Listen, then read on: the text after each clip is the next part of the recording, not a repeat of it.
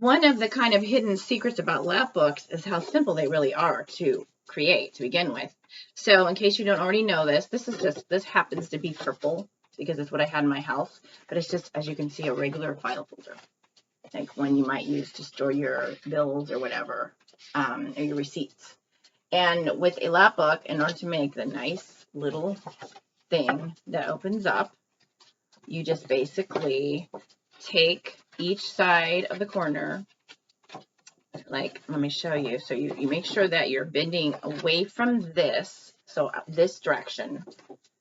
And let me see if I can go like this to show you that you just basically spread it out like that.